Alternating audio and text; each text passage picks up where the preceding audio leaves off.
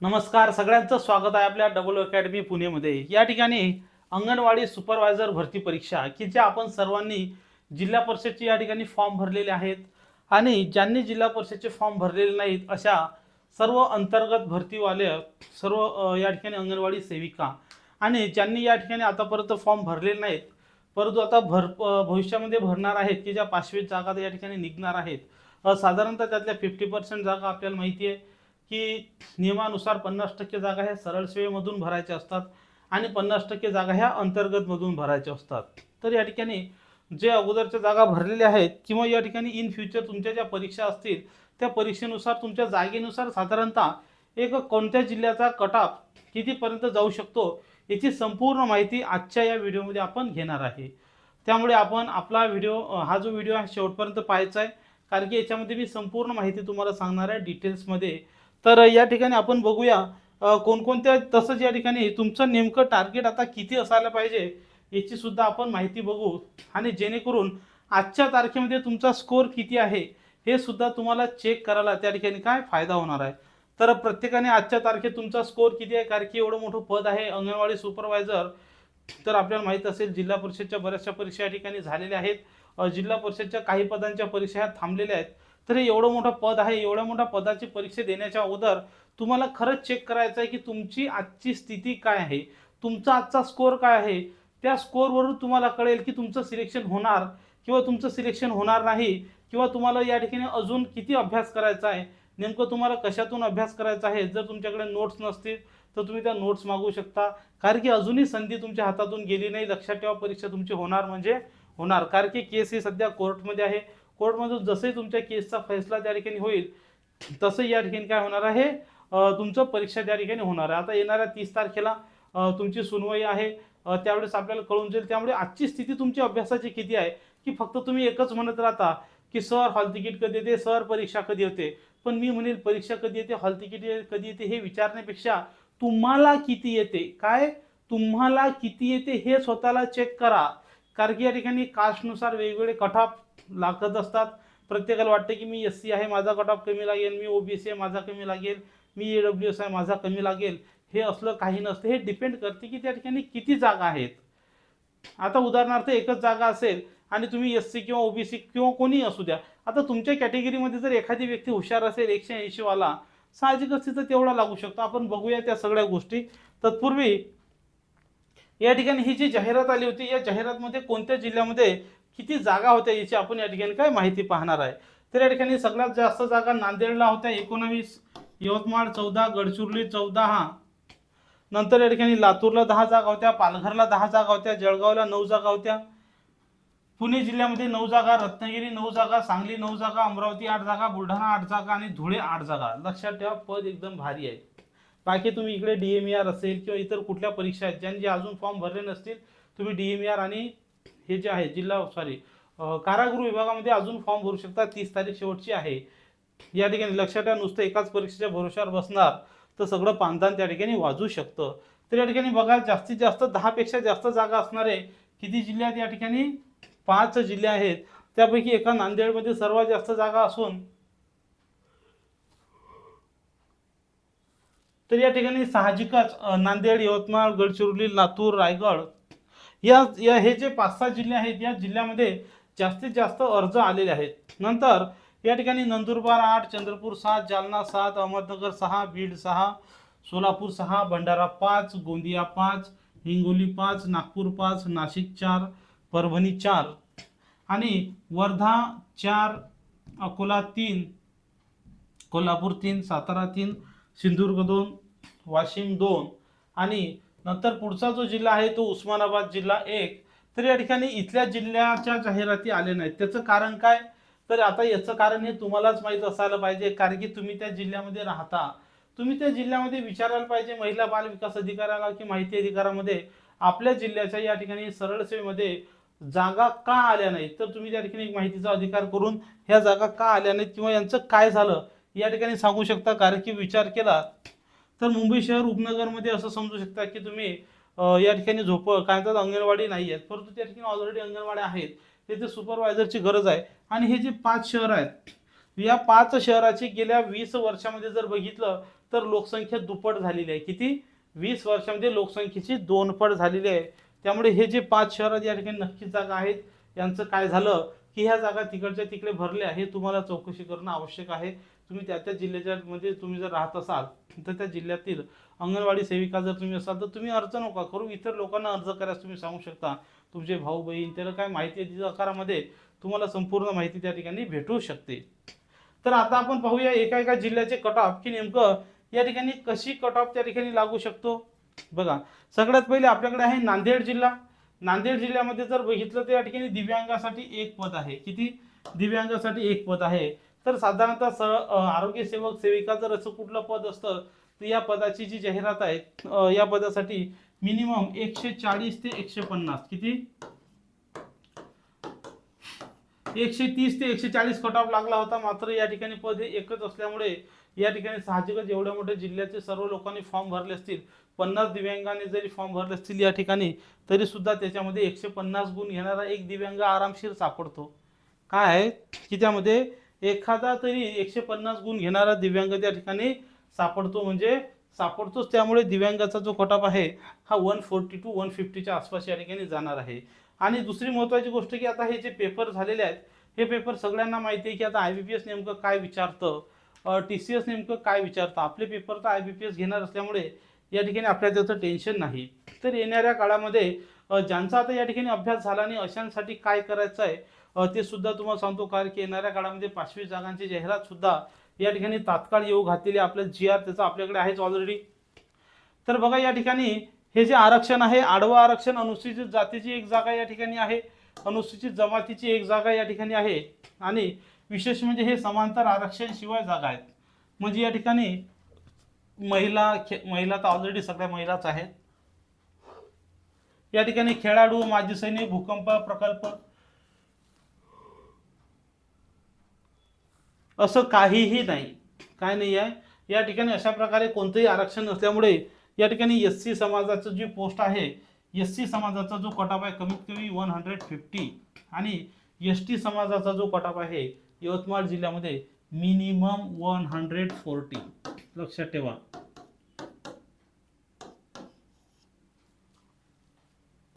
जागा एकच आहे. किती? जागा एकच आहे. त्यामुळे SCचा जो कट ऑफ आहे तो 150 पेक्षा जास्त, म्हणजे मी सांगेल की 150 ते 160च्या दरम्यान SCचा असेल, आणि STचा कट ऑफ आहे 140.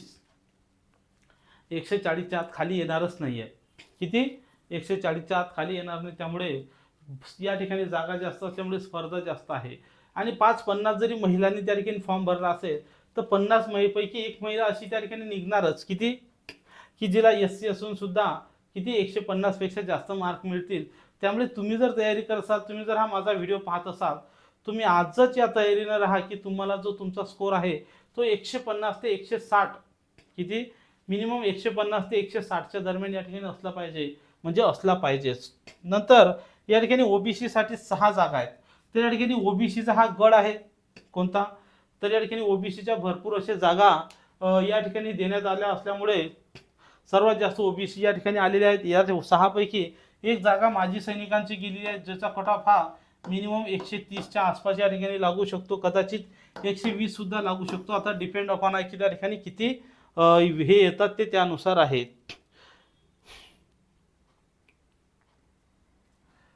नंतर या ठिकाणी आता अंशकालीन म्हणजे पार्ट टाइम यांचा जो कट ऑफ आहे हा 110 लागणार आहे. बघा या ठिकाणी हा 130 लागणार. माजी सैनिक पार्ट टाइम हा 110 कट ऑफ लागणार आहे. आणि उरल्या मग समांतर आरक्षणाशिवाय 4 जागा. काय उरल्या? समांतर आरक्षणाशिवाय 4 जागा उरल्या. त्यामुळे सर्वात जास्त OBCचे लोकांनी अर्ज ते याच ठिकाणी टाकलेले आहेत. त्यामुळे या 4 जागांमध्ये जो कट ऑफ आहे तो 160, 164, 168, कदाचित 172. तर या 4 जण सिलेक्ट होणाऱ्यांचं, हे जे 4 सिलेक्ट होतील त्यांचा कट ऑफ हा असा असणार आहे. म्हणजे फायनल कट ऑफ किती लागणार आहे या 4 जागेचा? 160 हा कट ऑफ लागणार आहे जनरल कॅटेगरीचा.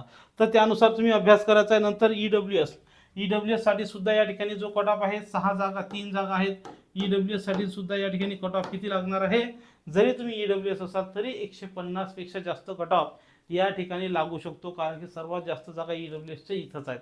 संपूर्ण महाराष्ट्रातल्या हुशार महिला की ज्यांनी तलाठीची तयारी करताय, ज्या महिला MPSCची सुद्धा तयारी करताय, अशा सगळ्या महिलांनी या ठिकाणी फॉर्म भरलेला असल्यामुळे या ठिकाणी तुम्हाला 150 पेक्षा जास्त कट ऑफ लागू शकतो. नंतर खुला प्रवर्गाचं तर या ठिकाणी सांगायची गरजच नाही. खुला प्रवर्ग 160 प्लस 160च्या खाली खुल्या प्रवर्गाचं येणारच नाही, कारण की 160 पेक्षा जास्त या ठिकाणी कुठल्याही हालतीमध्ये येणार नाही, म्हणजे नाही, हे लक्षात ठेवायचं आहे. नंतर पेसा क्षेत्राच्या या ठिकाणी 6 जागा आहेत. किती? पेसा क्षेत्राच्या 6 जागा आहेत. तर या पेसा क्षेत्राच्या 6 जागेसाठी कमीत कमी हा जो तुमचा कट ऑफ आहे हा 140. किती? पेसा क्षेत्राचा कट ऑफ जो आहे ST महिलांचा तो असतो 140 त्या ठिकाणी कट ऑफ आहे. किती? 140 कट ऑफ लागत आहे. आणि लक्षात ठेवा, तुमचे जर आज 120 मार्क, मला सांगा, कदाचित आज जर परीक्षा झाली असती तर तुमचा स्कोर काय असता? आज जो तुम्ही टेस्ट सिरीज सॉल्व करणार तोच तुमचा त्या ठिकाणी स्कोर असता. त्यामुळे तुम्हाला आता स्कोर एका महिन्याच्या तुम्हाला किंवा 1.5 महिन्याच्या तुम्हाला जो स्कोर आहे तो एवढा वाढवायचा आहे की मी सांगितलेल्याप्रमाणे या ठिकाणी लक्षात ठेवा, प्रत्येक जिल्ह्याचं या ठिकाणी मी सांगू शकत नाही, कारण की प्रत्येक जिल्ह्याच्या ठिकाणी वेगवेगळी सिच्युएशन आहे. आता या ठिकाणी आपण जर बघितलं तर यवतमाळ जिल्ह्यामध्ये या ठिकाणी सिच्युएशन अशी आहे की SCच्या 2 आणि STच्या 2 जागा आहेत. किती? SC 2 ST 2. तर या ठिकाणी 150 जागा, ST 140 गुण आणि SC 150 पेक्षा जास्त गुण. बघा, ज्या ठिकाणी 2 जागा आहेत तिथं चान्सेस जरी आपल्याला वाटतील की जागा 2 आहेत, पण अर्ज सुद्धा किती आले तो विचार करा. तर त्या ठिकाणी एक ठराविक कट ऑफ तुम्हाला मी या ठिकाणी सांगतो. नंतर आहे NTB साठी एकच जागा आहे, ते पण याच ठिकाणी आहे. NTB सुद्धा 160 प्लस या ठिकाणी तुमचे गुण आहेत. एवढ्या गुणाची तुम्ही तयारी करून ठेवायची की जेणेकरून तुमचं सिलेक्शन परफेक्शन होऊ शकतं. नंतर SBC साठी एक जागा आहे, सेम 160 गुण. नंतर OBCच्या 2 गुण आहेत, OBC साठी सुद्धा या ठिकाणी 160 पेक्षा जास्त गुण. नंतर खुला प्रवर्ग आहे, खुला प्रवर्ग सुद्धा 160, 162 ते 164 गुणावर या ठिकाणी लागू शकतं.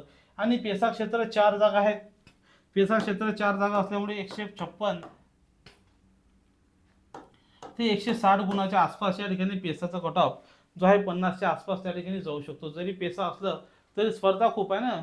मला सांगा, 4 जागेसाठी 100 लोकांनी जरी अर्ज केला पेसाच्या, तर त्या 100 मध्ये 4 लोक 160 पेक्षा जास्त गुण घेणारे मिळतात, म्हणजे मिळतातच, त्यात कुठलाही डाऊट नाही.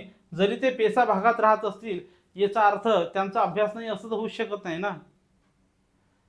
जर पेसा भागात राहतात म्हणजे काय अभ्यास होत नाही असं नाही. पेसा भागामध्ये सुद्धा श्रीमंत हुशार लोक राहतात, हे विसरू नका. जरी पूर्ण जिल्हा आदिवासी असेल किंवा जरी तो भाग आदिवासी असेल तरी आदिवासी लोकांमध्ये का हुशार लोक नसतात का? असं होत नाही. त्यामुळे जे जुने इतिहास होता तो इतिहास आता तो विसरून जा. आता नवीन युग आलेला आहे, नवीन युगामध्ये सर्वजण हुशार आहेत. त्यामुळे जनरली जास्त आरक्षणामध्ये असं काही डिफरन्स त्या ठिकाणी पडत नसतो. फक्त आरक्षण कशासाठी असते की आपल्या कास्टची जागा आहे किंवा नाही हे चेक करण्यासाठी आरक्षण असते. तर या ठिकाणी अशाच सगळ्या महिलांसाठी आपण मेंटरशिप बॅचचा प्रोग्राम सुरू केलेला आहे. तुमच्यापैकी बऱ्याच महिलांना ऑलरेडी हा प्रोग्राम माहिती आहे, परंतु ज्यांना माहिती नाही त्यांच्यासाठी या ठिकाणी सांगू इच्छितो की अंगणवाडी सुपरवायझर अंतर्गत आणि सरळ सेवा या भरतीसाठी आपण फक्त 30 जणांची एक मेंटरशिप स्पेशल मेंटरशिप प्रोग्राम आपण या ठिकाणी चालू केलेला आहे. या प्रोग्रामचं खास उद्दिष्ट आणि वैशिष्ट्य असं आहे की जे विद्यार्थी या ठिकाणी गेले, कोणी 10 वर्ष कोणी 5 वर्ष तुमचं ड्रीम पोस्ट किंवा स्वप्नातली पोस्ट मिळवण्यासाठी तयारी करत आहे, मात्र अजून सुद्धा मी सांगितलेल्या कट ऑफच्या लाईनपर्यंत तुम्ही पोहोचले नाहीत. आता उदाहरणार्थ आजच्या तारखेत ज्यांचा कट ऑफ 120 आहे किंवा ज्यांना 120 130 गुण मिळतात, या ठिकाणी SC ST सोडून किंवा SC ST धरून जरी म्हटलं 120 आणि 130 गुण मिळतात, तर साहजिकच सिंपल या ठिकाणी सरळ त्याचा अर्थ आहे की तुम्हाला ही पोस्ट मिळणं पॉसिबल नाही. आता मी डिमोटिवेट नाही करत, तर तुमचं या ठिकाणी आजचं टार्गेट असलं पाहिजे की मला 160 मार्क्स मिळालेच पाहिजेत. आणि SC ST कोणीही असू द्या, SC किंवा ST यांचा कट ऑफ हा थोडा कमी लागत असतो. यांनी कधीही आपला जो कट ऑफ आहे तो 150च्या वरचीच तयारी ठेवायची. किती? 150. बाकी OBC ओपन वाल्यांनी तर 160च्या वर ठेवायला पाहिजे. बाकी OBC ओपन यांनी 160-62च्या आसपास तुमची तयारी ठेवायची आहे. OBC असेल, EWS असेल, NTB NTC NTD, तर एखाद्या ठिकाणी तो कट ऑफ या ठिकाणी कमी येऊ शकतो. कारण की तुम्ही तलाठीचा कट ऑफ बघू शकला. मला एक सांगा, ज्या महिलांनी तलाठीचा फॉर्म भरलेला आहे त्या महिलांनी सुपरवायझरचा सुद्धा फॉर्म भरलेला आहे. कोण? सुपरवायझरचा सुद्धा त्या ठिकाणी फॉर्म भरलेला आहे. त्यामुळे तुम्ही म्हणू शकत नाही या ठिकाणी कट ऑफ कमी येतो. तर या ठिकाणी आपण ही खास स्पेशल मेंटरशिप बॅच याच्यासाठी ठेवलेली आहे की ज्यांचा स्कोर 120 130 आहे किंवा ज्या महिलांचा स्कोर या ठिकाणी वाढण्याचे चान्सेस आहेत, तर त्यांच्यासाठी आपण ही स्पेशल मेंटरशिप बॅच आहे. या मेंटरशिप बॅचचे फायदे असे आहेत की तुम्ही बरेच जण या ठिकाणी चुकीचे पुस्तकं वापरता, अर्ध्या लोकांना पुस्तकं माहिती नाहीत, तुम्हाला कोणता टॉपिक वाचायचा, काय टॉपिक वाचायचं, नेमकं काय पॅटर्न चालू आहे, नेमकं काय बदल आहेत, IBPS नेमकं कशावर फोकस करते, या ठिकाणी तुम्हाला ह्या गोष्टी माहीत नाहीत. तसंच तुमच्यावर प्रेशर नसल्यामुळे तुम्हाला वाटलं तर अभ्यास केला, पाहुणे आले की 4 दिवस पुस्तकं बंद, किंवा तुमच्या घरी कुठलं काम आलं, सण आला तरी पुस्तकं बंद. तर हे असं या ठिकाणी स्पर्धा परीक्षेत चालत नाही आणि त्याचा परिणाम काय होतो, 120 130 गुण या ठिकाणी मिळतात. मात्र तुमची स्पर्धा अशा व्यक्तींशी आहे की जे सध्या सुद्धा लायब्ररीमध्ये बसलेले आहेत. काय आहेत, लायब्ररीमध्ये बसून MPSC वाल्या ज्या मुली आहेत किंवा ज्या महिला आहेत त्या आज रोजी सुद्धा अभ्यास करत आहेत. कारण की त्यांची याची मेन्स असते, PSIची मेन्स असते, तुमच्यापैकी कोणाची तर काही जणांची तलाठीमध्ये थोडं 2 मार्कांनी सिलेक्शन झालं नसेल, कदाचित त्या ठिकाणी MPSC कंबाईन बीची त्यांनी मेन्स दिलेली आहे, त्या टायपिंगची तयारी करत असतील. तर अशा सर्व महिला आहेत की ज्या स्पर्धा परीक्षा करणाऱ्या पुण्यामध्ये कितीतरी महिला आहेत की ज्यांचं या ठिकाणी काय होणार आहे, सिलेक्शन होणार आहे. तुम्हाला त्यामुळे अशा महिला तुम्ही अभ्यास करत नाही, त्यासाठी तुम्हाला या ठिकाणी अभ्यासाचं टार्गेट दिलं जाणार आहे, तुमच्याकडून अभ्यास करून घेतला जाणार आहे, तुमच्या अभ्यासाचं फॉलोअप घेतला जाणार आहे. आणि तुम्ही कुठं चुकता की गेले 5 वर्षाले तयारी करताय, काही महिला या ठिकाणी 3-3 वर्ष 3-3 10-10 वर्षाले तयारी करताय, करून सुद्धा अजून सुद्धा तुम्ही त्या यशाच्या लाईनपर्यंत पोहोचता, परंतु लाईन तुम्हाला तिथं लाईनच्या म्हणजे तुम्ही हे जी लाईन आहे यशाची इथपर्यंत येता, परंतु ही लाईन क्रॉस करायला तुम्हाला गेले 5 वर्षाले अजूनही त्या ठिकाणी प्रॉब्लेम येत आहे. तर अशा महिलांसाठी किंवा ज्यांच्याकडून अभ्यास होत नाही, तुमच्याकडून अभ्यास करून घेणारं कोणी नाही, अशांसाठी ही खास मेंटरशिप बॅच आहे. ज्या बॅचमध्ये तुम्हाला डेली टार्गेट असणार आहे, डेली टार्गेट तुम्हाला ते अचीव करायचं आहे, डेली अभ्यास करायचा आहे, तुमचं शेड्यूल सुद्धा मी फिक्स करून देणार आहे. तर ही बॅच या ठिकाणी असणार आहे. प्रत्येक विद्यार्थ्याकडे वैयक्तिक लक्ष असणार आहे आणि तुमच्या अभ्यासाचं नियोजन, तुमच्या प्रश्नपत्रिकेचं सोल्युशन, तुमच्यासाठी स्पेशल त्या ठिकाणी मटेरियल, प्रत्येक टॉपिकनुसार या ठिकाणी चॅप्टरनुसार सुद्धा टेस्ट सिरीज त्या ठिकाणी आपण कंडक्ट करणार आहे. टेस्ट सिरीज तुमचं सोल्युशन, टेस्ट सिरीजचं तुमचं ॲनालिसिस की तुम्हाला नेमकं का मार्क कमी पडत आहेत, तर याचा पूर्ण अभ्यास मी 30 व्यक्तींचा करणार आहे.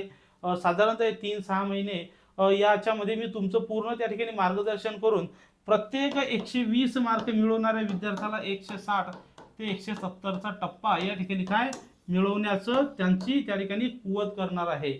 म्हणजे आजची तुमची जी ताकद आहे, कोणाची 100 कोणाची 120, तर मला सांगा तुम्हाला 5 वर्ष अभ्यास करून 120 मार्क मिळाले, मग 1-2 महिन्यात मिळतील का नाही, त्याचं काहीतरी टेक्निकल स्मार्ट पद्धतीनं किंवा पॅटर्नला जाणून नेमकं पॅटर्न काय हे समजून जर आपण अभ्यास केला तर काही ते कठीण नाही. तर त्यासाठी खास मेंटरशिप बॅच आहे ज्याच्यामध्ये तुमच्या प्रत्येक शंकेचं निरसन असणारं अभ्यासाचं योग्य दिशा असेल. तुमच्या या ठिकाणी दर आठवड्याला या ठिकाणी मी फीडबॅक देणार आहे, तसंच डेली देणार आहे, परंतु या ठिकाणी दर आठवड्याला फीडबॅक देणार आहे की तुमची आजची तारीख, उदाहरणार्थ आजचा तुमचा स्कोर जर 120 होता, तर आता 8 दिवस झाले, आता तुमचा स्कोर किती झालेला आहे, 124 झाला, 130 झाला, 132 झाला. तर ह्या सर्व गोष्टी या मेंटरशिप बॅचमध्ये असणार आहेत. तर ती बॅच जॉईन करण्यासाठी तुमचा नंबर तुमच्या समोर आहे, किंवा तुम्ही रेग्युलर बॅच सुद्धा जॉईन करू शकता. आणि सगळ्यात पहिले सगळ्यांनी टेस्ट सिरीज सॉल्व्ह करा की तुम्हाला आजच्या तारखेत किती मार्क्स पडतात, म्हणजे तुम्हाला कळेल की त्या ठिकाणी. आणि मेंटरशिपमधल्या विद्यार्थ्यांची मी स्वतः टेस्ट घेतो, म्हणजे मला कळतंय की त्या ठिकाणी त्यांची आजची काय स्थिती आहे ते. तर या ठिकाणी गडचिरोलीला पेसाच्या 3 जागा आहेत. या ठिकाणी गडचिरोलीसाठी 130 कट ऑफ लागणार आहे पेसाचा. बाकी मग या ठिकाणी विमुक्त जाती अ 150 गुण या ठिकाणी कट ऑफ लागणार आहे. नंतर अनुसूचित जाती इथं सुद्धा 150 गुणाचा कट ऑफ या ठिकाणी लागणार आहे. इथं मे बी 10 गुण या ठिकाणी कमी जास्त होऊ शकतात. STच्या जाती त्या ठिकाणी नाही आहेत. बाकी मग OBC साठी या ठिकाणी सांगायची गरज नाही, एकच जागा आहे 150 गुण. आणि या ठिकाणी 2 जागेसाठी 130 गुण, खुल्या गटासाठी 150 ते 160 गुण या ठिकाणी गडचिरोलीचा कट ऑफ हा 160 जाऊ शकतो. कारण की बऱ्याच लोकांना गडचिरोली जाण्यामध्ये इंटरेस्ट नसते, त्यामुळे तिथला कट ऑफ हा थोडा कमी लागू शकतो. नंतर या ठिकाणी पुढचा पालघर जिल्हा आहे. पालघरमध्ये सर्वच्या सर्व जागा ह्या किती आहेत, एकूण 10 जागा आहेत. त्या 10 जागापैकी अनुसूचित जातीच्या 10 पैकी 10 जागा कोणाच्या आहेत, अनुसूचित जातीच्या. त्यापैकी एक पार्ट टाइम वर्कर आहे, म्हणजे अंशकालीन कर्मचारी आहे. आणि 8 जागा ह्या सर्वसाधारण लोकांसाठी आहे. आणि एक जागा माजी सैनिक 120 गुण माजी सैनिकाचा कट ऑफ असेल, अंशकालीन कर्मचाऱ्याचा कट ऑफ हा 110 गुण असेल. आणि या ठिकाणी जे 8 जागा आहेत सर्व समांतरसाठी या ठिकाणी मिनिमम हा तुमचा कट ऑफ हा 140 प्लस असणार आहे. किती? कारण की तर खुल्या क्षेत्रामध्ये 8 जागा देण्यात आलेल्या आहेत. नंतर पुढचा कट ऑफ या ठिकाणी आहे लातूर जिल्ह्याचा. लातूर जिल्ह्यासाठी या ठिकाणी टोटल किती जागा आहेत? 10 जागा आहेत. इथं अनुसूचित जाती 1 जागा आहे. अनुसूचित जाती 140 कट ऑफ, अनुसूचित जमाती 140 कट ऑफ. इथं सुद्धा इथं 150, इथं 140. आणि पुढची जी कॅटेगरी आहे विशेष मागास प्रवर्ग, ओबीसी आणि आर्थिकदृष्ट्या दुर्बल, या तिन्ही गटांचा जो कट ऑफ आहे हा 160 जाणार असून खुल्या गटाचा कट ऑफ सुद्धा या ठिकाणी 160 जाईल.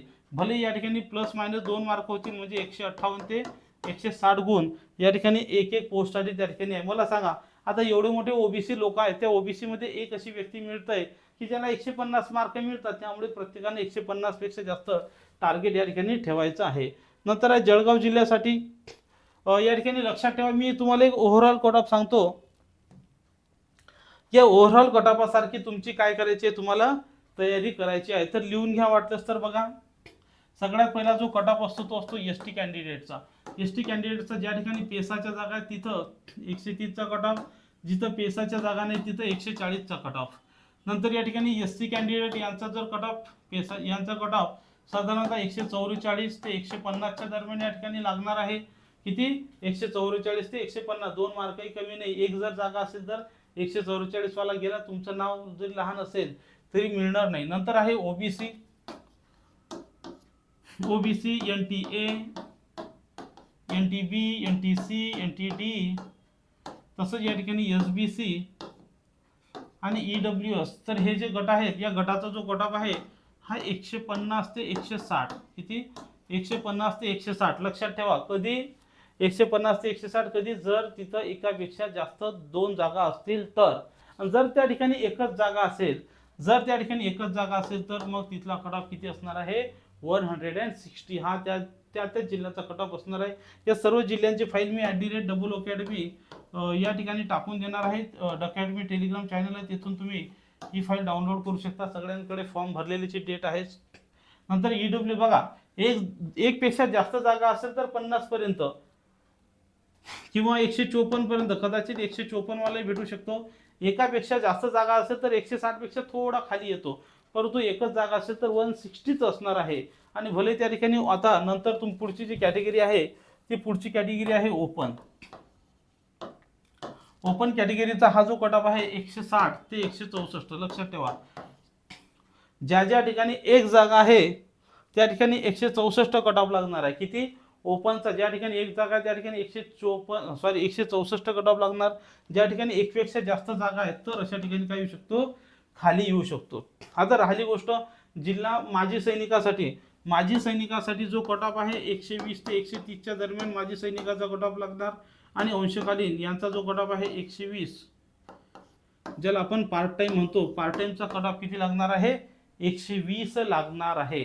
आता पेसामध्ये जे एसटी आहे, एसटी लोकांची संख्या पेसा क्षेत्रामध्ये हा जो कट ऑफ आहे 130च्या खाली कुठंही येणार नाही. मात्र जिथं आता लक्षात ठेवा, पेसा क्षेत्र असेल तर त्या ठिकाणी पूर्ण भाग पेसा असणार आहे. पूर्ण जिल्ह्यामध्ये 6 लोक तर मिळणारच की त्या 6 जागेमध्ये कमीत कमी 130 पेक्षा काय असतील त्यांना मार्क्स जास्त असणार आहेत. त्यामुळे अशा पद्धतीनं तुमचा हा काय कट ऑफ या ठिकाणी लागणार आहे. तर इतर सर्व जिल्ह्याची सुद्धा आपण या ठिकाणी दिलेली आहे. पुणे जिल्ह्याच्या सुद्धा या ठिकाणी जागा दिलेल्या आहेत. सर्व जिल्ह्यांच्या या ठिकाणी कट ऑफ दिलेला आहे. तर तुम्ही बघू शकता, मी सांगितल्याप्रमाणे ज्या ठिकाणी 3 जागा आहेत, बघा, ज्या ठिकाणी 3 पेक्षा जास्त जागा आहे तिथं कट ऑफ हा कमी येणार. आणि ज्या ठिकाणी एक जागा असणार आहे तिथे 150 पेक्षा जास्त इतर ठिकाणी कट ऑफ लागेल. फक्त SC ST सोडून त्यांचा 150च्या आत येऊ शकतो. तर अशा तऱ्हेनं तुमची आज तुम्हाला चेक करायचं आहे तयारी किती झाली, किती मार्क मिळतात, त्यानुसार तुम्हाला पुढचे पावलं उचलायचे आहेत. ज्यांना रेग्युलर बॅचेस जॉईन करायचे आहेत त्यांनी रेग्युलर बॅचेस सुद्धा तुम्ही जॉईन करू शकता, ज्यामध्ये तुम्हाला टेस्ट सिरीज, नोट्स, ई-बुक सर्व गोष्टी दिलेल्या आहेत. तर लक्षात ठेवा, अशा प्रकारे आपल्या ह्या बॅचेस सुरू आहेत. हा व्हिडिओ आपण शेवटपर्यंत पाहिला त्याबद्दल धन्यवाद. तुमचे काही प्रश्न असतील तर माझा नंबर दिलेला आहे, त्या नंबरवर कॉल करायचा आहे. आणि हा व्हिडिओ शेवटपर्यंत पाहिला त्याबद्दल लाईक करायचा. आणि ज्यांनी अजून कारागृहाचे फॉर्म भरले नसतील त्यांनी DMARचे फॉर्म भरून टाकायचे आहेत. थँक्यू.